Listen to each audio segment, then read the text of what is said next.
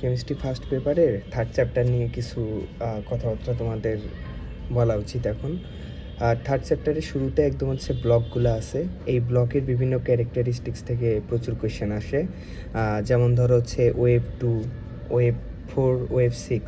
এখানে শুধুমাত্র ওয়েভ 2 হয়, কিন্তু সালফারের ক্ষেত্রে একই গ্রুপে অক্সিজেন আর সালফার থাকার পরেও সালফারের F2, তারপরে সালফার F4, সালফার F6 এগুলো হয়।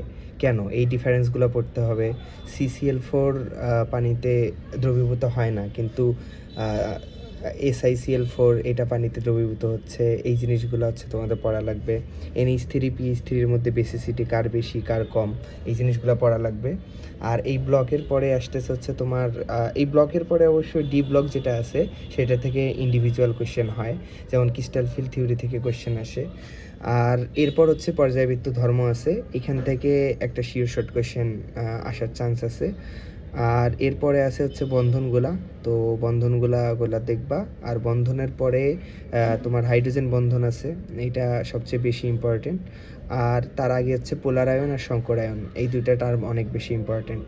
মোটামুটি পর্যায়বৃত্ত ধর্ম এই চ্যাপ্টারের এই পার্টগুলো পড়লেই কমন পড়ার কথা এসএসসি তোমাদের। তো এই পর্যন্তই পড়ো আপাতত।